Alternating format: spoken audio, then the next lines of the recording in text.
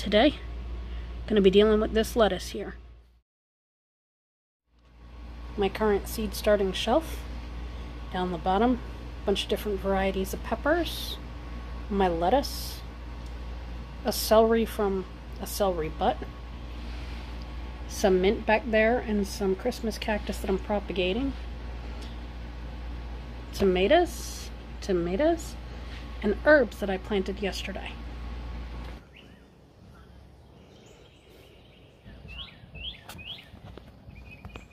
Hello, ladies. Hello, ladies. Who wants to come say hi? Who wants to come say hi? Hi. Come here. Come here. Hi. Hello. Hello, ladies. Hello. Oh, and there's pesky puppy on my shoulder. Hello, ladies. Hello, ladies. 2 eggs, huh? Since this morning? Thank you. Pesky puppy. Huh. You ladies tell pesky puppy, say, go away, pesky puppy. Hi. We almost had 2 guests with us. Luckily, they're still in the house. The kitties? Yep. Your art class over? Was it good? And we did... Hold on, I have to reach. 2. So we did 5, and there's 6 boxes. She did 5 different patterns? Mm-hmm. Okay. And she let us pick out our own design. Very cool. So the 6.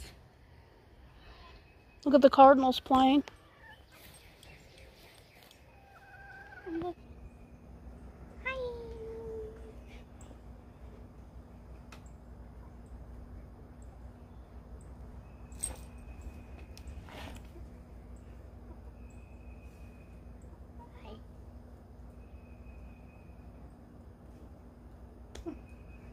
Bye-bye.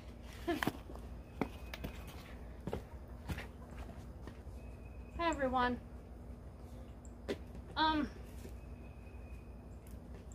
I've been thinking for a while.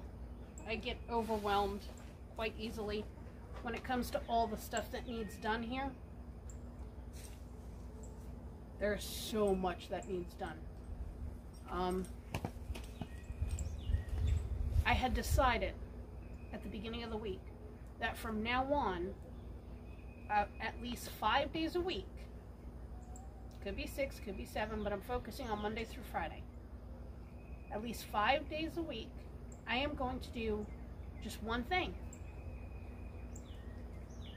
And make sure that I do one thing so that we can be more self-sustaining and less reliant on the grocery stores. That's been our goal all along. Cat, do you have to hiss? You're scaring me. Sorry. I think it's a snake. One of the things that I like to do, and it's kind of expensive, is grow our own lettuce. Which is all well and good. A lot of people can grow lettuce outside. However, here in Georgia, it's not really an option for most of the year. Because here we are, we're coming up to the end of March, and our temperature today is 82 degrees. What's going to happen with most lettuces? They're going to bolt. And they're going to go to seed, and they're going to be bitter and nasty, so I grow lettuce in the house. What, Sweet Pea?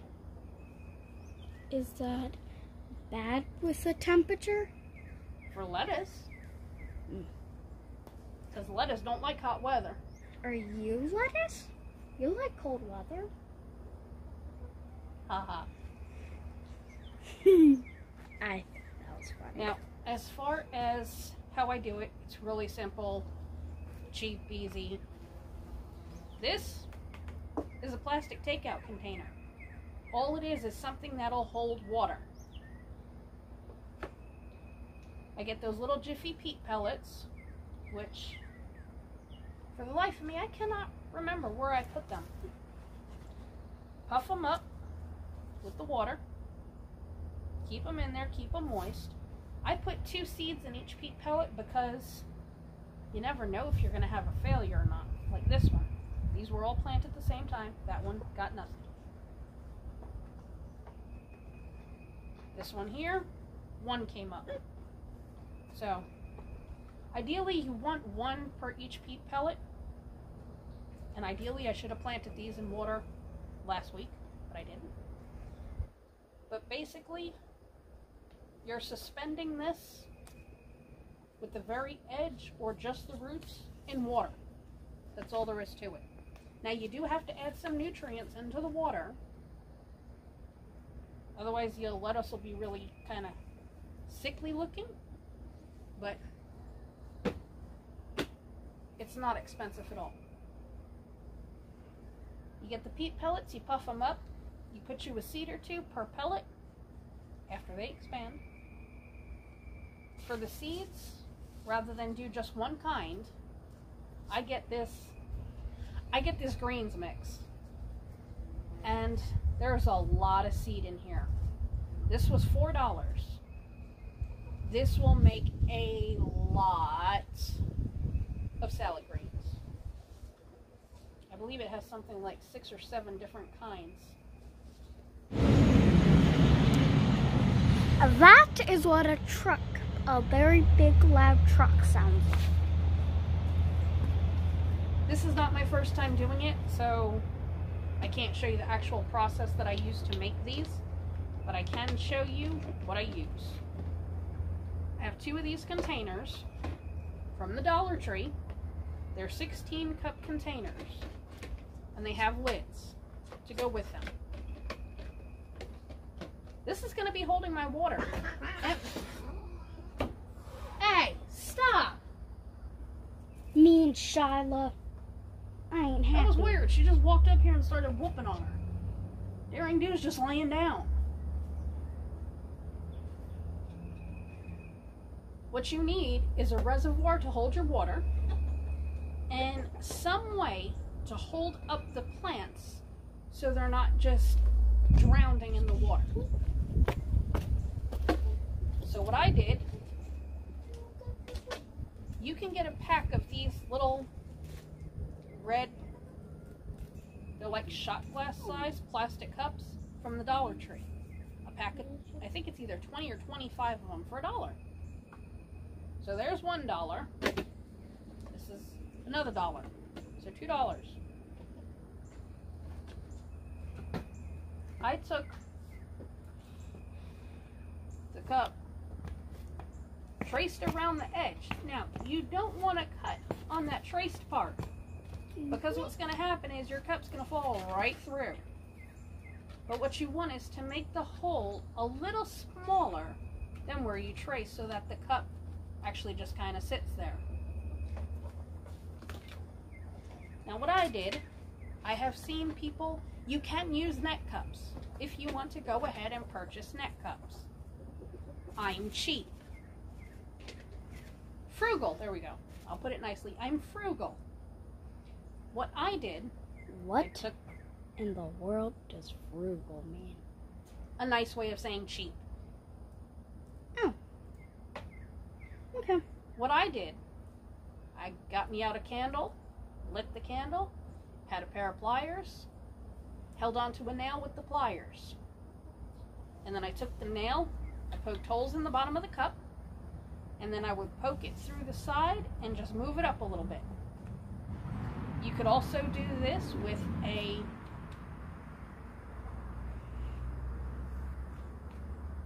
I can't think of what that thing's called now. Scissors. No, not scissors, dear. 10 seconds later. 10. You know I'm going to edit all this out, right? No. You could also use a wood burning tool or even a soldering gun, soldering iron. Basically, you just want some way for roots to come out and for water to go in. It's that easy. We put our lid on, we put our cups in, and then once your lettuce is big enough and established, you go ahead and you take this whole little peat pellet and you plop it down in here. You want to do this preferably before too many roots are on there so that you can push it down to the bottom. Then you plop it in there and you grow your lettuce. Now what some people will do, some people will go ahead and paint the bottom of this, because the less light you have exposure, the less light exposure to the water, the less you have to worry about algae growing in there. I don't really worry about that.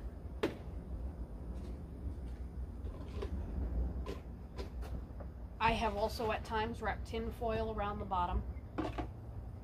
Once again, I've gotten to the point where I really don't worry about that. My seed, my lettuce growing happens on a shelf that I look at all the time, and I watch it. So if I see any problems starting, then I go ahead and take care of it before it gets to be a problem. So now you got that in there. Oh, you do not have to use these little compressed pellets if you don't want to. You could use things like peat moss. This here is what they call a grow brick. It's compressed coconut fiber, same as like peat moss or these peat pellets. You soak it in water and it expands. You could go ahead and do that. Is that a carpenter bee? Yes, that is a carpenter bee. Oh.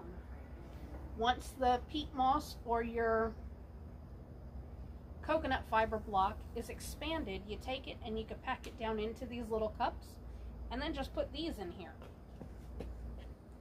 and put the seeds directly into there.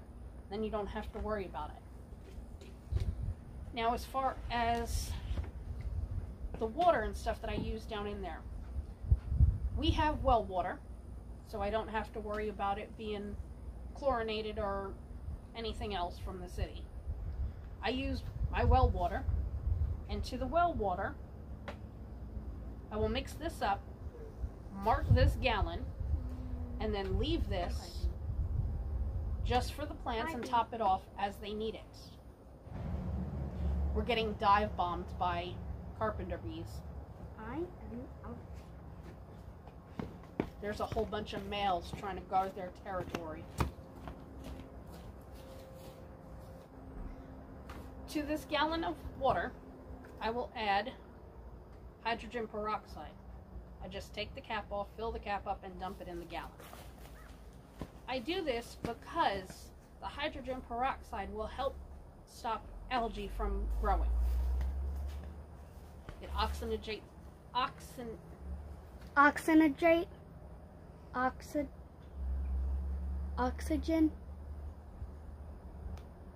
trying to help you. I know you're trying to help me. Oxygen, oxygen, octobi.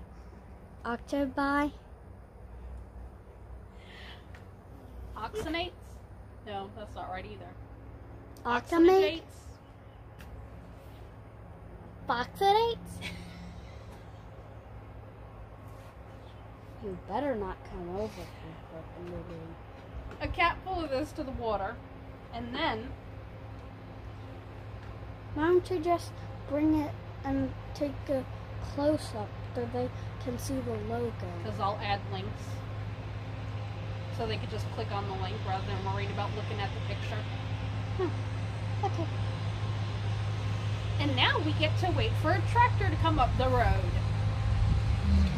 10 seconds later. Okay. You were saying? I was saying, for fertilizer to feed the plants, this is what I use. I use this because It is the only thing that I can find locally that's organic. That's the only reason why I use this one. And I keep using it because it works. One thing you do have to remember when using liquid fertilizers, every time you use it, you must shake it up. Even after you shake it up, you measure it out, you put it in your thing of water, and then every time you go to use this, you have to shake it up. I don't know how many times I've had people tell me they've had problems, and I've seen their containers and they just pop it open and pour it in, thinking that, well, they already mixed it. But it all still settles. So just mix it up. 8 teaspoons of this, a capful of this, and this will be the water that I will continue giving these plants for the rest of their lives. Yeah, let's do it.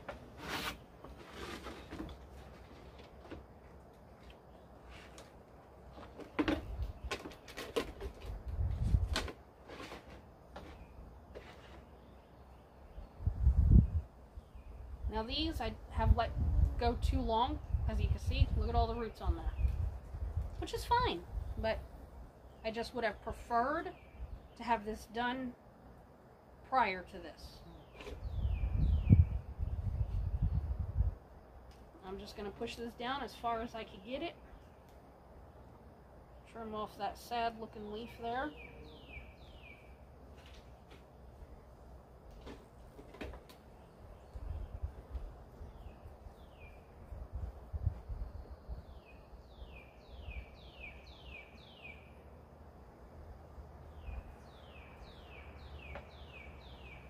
Look at the roots on that one.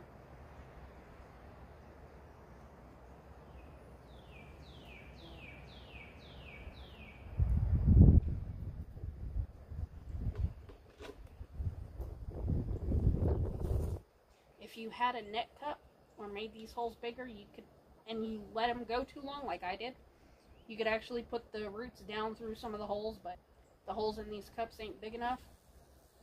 So I'm just going to put it down in there.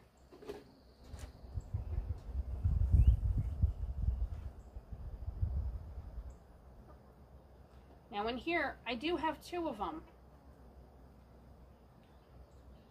They're both looking good, but unfortunately, they're not going to do their best with 2 of them in this container. So I'm going to carry on, see the different types of leaves that I got, and figure out which one I'm going to remove.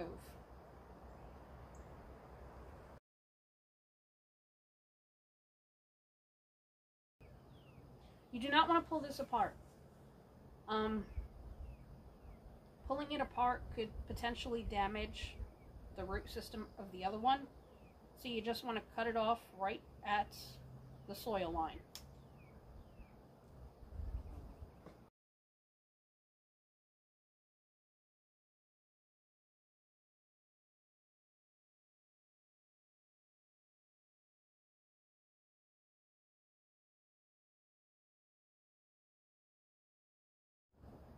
I have been doing lettuce like this now, on and off, for approximately,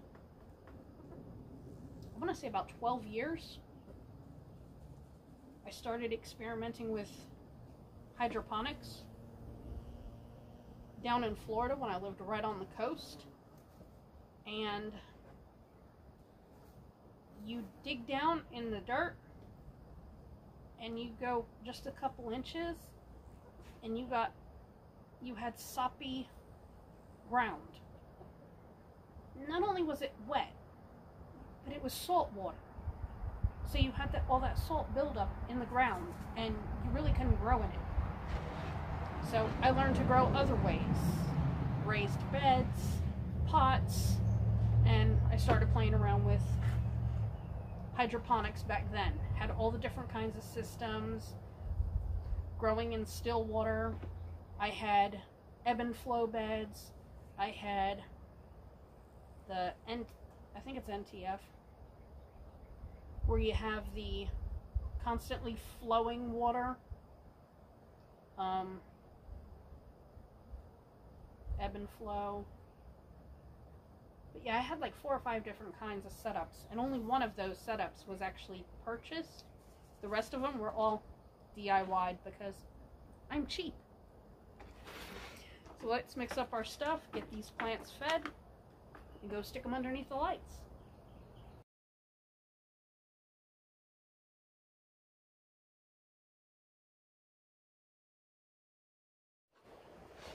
Let's get these guys some water. Now with these, since I did not start them in these cups, and since I did not sit here and force the little roots down through the holes, you want the level of the water to at least come up a little bit past where your holes are in your cup, because otherwise they're not going to get watered.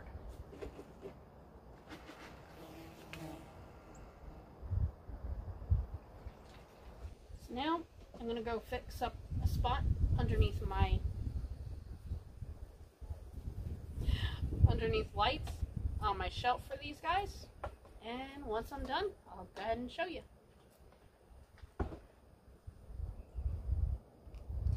There's so much to do here on our old homestead property that it's severely overwhelming at times. And part of my problem personally is when I become overwhelmed, I get to the point where I don't want to do a thing, because it feels like there's just so much that you can't do anything, because it seems that no matter how much you do, it's not going to help. So I've been trying to think and trying to psych myself into doing stuff. So for me, what I've come up with is that at least 5 days out of the week, I will do one task that's on my to-do list that will make us, this property, our homestead, more self-sufficient. I've tried other things in the past, planning it out, listing down goals in the order of importance or the order that they needed to be done in or whatever. I've tried different ways of doing it, but this is what I'm doing now. I just started this week. Today is my 3rd day, and today I did lettuce, which I've been meaning to do for about a week and a half now, but it just keeps getting pushed to the back burner. Earlier in this week, come on, I'll show you what I did. I have a bunch of cuttings from edibles, and they have been sitting in jugs of water waiting for their turn to grow roots and get planted and what have you. And so the first thing I did on my first day was to go ahead and get that started. All of these cuttings I took are from a property that was purchased from a friend of my husband's. He bought it as a foreclosure, so I know nothing about the varieties. So I just kept them separated by the tree they came off of. There were 2 fig trees, so I have 2 buckets of fig cuttings. There were 4 different citrus trees, so I have 4 buckets of citrus cuttings. And for the figs, I think I have 1 that will not live from the cuttings. The rest of them, if they all make it, even if I don't have someplace to put it, I will find someone who wants them, who needs them. The citrus cuttings, I do not think they will all make it. However, none of these are currently dead. They are all still alive. If you scrape the bark off, you will see that there is living tissue under there. But these were sitting in water with some rooting hormone for approximately 3 weeks, 4 weeks. And then, just to show you the resiliency of some plants. About 6 or 7 months ago, I took cuttings from an old, rambling, unkept rose bush. I put them in a juice jug of water. Gave it about 3 inches of water. Did not put the cap on. Wanted a little bit of air circulation. All they were twigs. And I dropped them down into the water. And then I promptly forgot about it. And I happened to notice it when I was planting these the other day. So I went and I stuck them in some dirt too. Some of these had roots that were close to a foot long, just from sitting in water for about 7 months. I never changed the water. Yeah, I know. It was left in a spot that was protected. So it did occasionally get fresh rainwater into it. And water did evaporate when it was really hot. But I did not touch them once I put them in the bucket. Yes, the water was nasty and slimy. But, I mean, look at them. And then these here, for our food forest, I needed some nitrogen fixers. And I could not find any locally, did not want to wait for seeds to grow. I went and I purchased 10 almond olive cuttings off of eBay. And she gave me more than double. I believe there's 21 cuttings here. And when they came, they were nothing but little sticks, no leaves whatsoever. She packaged them up beautifully, and I stuck them in water, and they've been doing great. I just transplanted these 2 days ago also. My one thing that I did yesterday was start some herb seeds. Just put them in there yesterday. Trying out one of those new plastic seed starting trays. I seen it at Tractor Supply and just had to have it. Which is why I don't like going to Tractor Supply all the time. There's too many things that I see that I just have to have. A little bit about us and our homestead here. We don't have a Pinterest perfect homestead. We don't really have too many pictures that we want to go ahead and post on Instagram. Like, oh, look at how pretty. We have an actual homestead on which we try to raise as much of our own food as we can. My goal is each year to have a little bit more that we grow ourselves, do ourselves, than the last year. And it's been that way now for a long time. I've started looking and learning about this way of life. I want to say, my gosh, it was about 17, 18 years ago. And I've been looking and learning all I can ever since. I've gardened. I've read more books than I care to count. And I do what I can when I am capable. Our youngest daughter is homeschooled. She's always been homeschooled. She's never been to public school. We made that decision when she was about 2 or 3.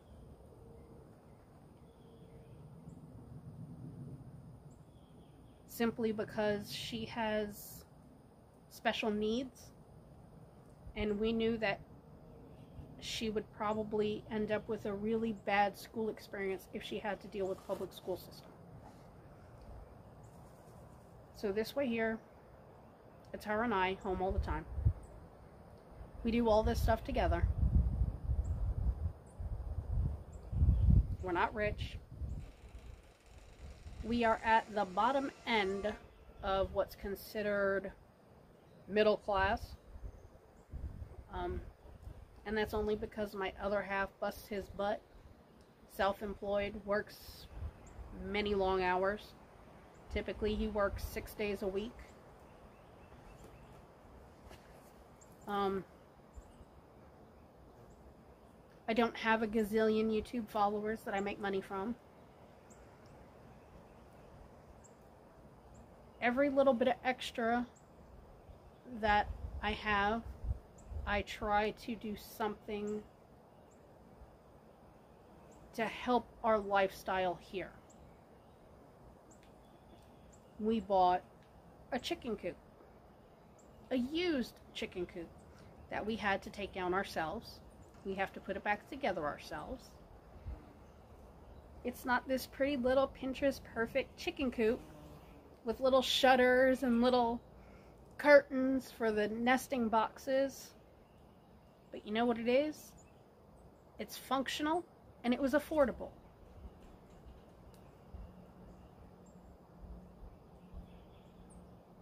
I would like everything to be nicer. But right now, my main concern is just getting stuff done.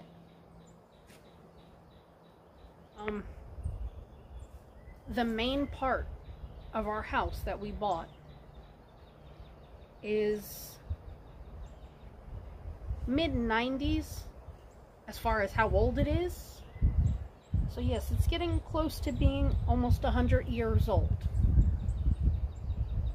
The people that lived here before us, before they passed away, they kept good care of it. However, it was just let go after they passed away. It was abandoned. The house was broken into and vandalized numerous times. You cannot let an almost 100-year-old farmhouse, you can't let it go for 8 years and expect it to be livable. A lot breaks down in that time period.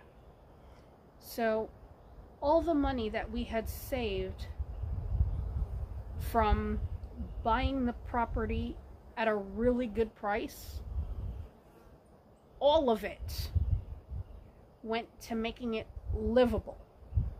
Not looking pretty, just livable. We still have not even painted. That's one of those things that's hard to do once you move in. But when we have some extra money and it comes to making a decision about what needs to be done, most of the time my vote goes towards something that can help us rely less on the grocery stores. I need to get this other chicken coop built because in about a month we are going to be adding to our flock, our chicken flock, and we are going to be getting Delaware chickens. Met this guy from a local farm at an event at another farm, and he had Delaware chickens that he raises up as a meat bird. They get to size in about 15 to 17 weeks, and that's how he's been raising his. numerous generations. That's approximately when they get full grown. And he had several of them there at this event. And his Delawares that were only, I think he said they were 19 weeks. They were bigger than our full-grown Plymouth Rocks, which is what I had originally intended to use as a dual purpose. But I'm not very happy with their egg production. I'm not very happy with the birds themselves. They're not very friendly, let's put it that way. So we're going to go with the Delawares and try them and phase out our Plymouth Rocks that we have. And we're going to be getting some more white leghorns for egg production. So hopefully I'll get our second-hand coop put up soon. And then one of the other things, I'm going to get sheep. I want sheep for numerous reasons. The meat, the wool, and the milk. Found a breed that I want to raise. I've looked into it now for several years. Decided on a breed. Researched into them. We have this place, the location where I want to put them and everything. And the sheep shed that I'm going to build for them. The tin that I'm going to use for the roof and two sides, it's going to be against the back of our shed. So that's one side. The roof and the other two sides that are going to be enclosed is going to be from tin that I swapped. I bartered with a local person my okra pickles, which he absolutely craves. He loves them. He has tried all the other pickles on the market, okra pickles, on the market, and cannot find anything that he likes anywhere near as much as mine. Him and his wife had a building project. They had an excess of tin. I swapped him several cases of my quart jars of my okra pickles for the rest of his tin that he had left over. So, don't put things off just because your situation or your money status or any of that other stuff is not ideal.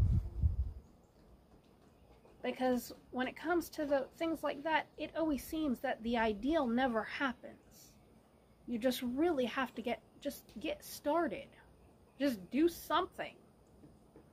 Even if you just have a railing. Get some buckets from the Dollar Tree. Put some dirt in it. Start some plants. Do like I just showed you with the lettuce. Grow something. Make something. Do something that lets you be less reliant on the system.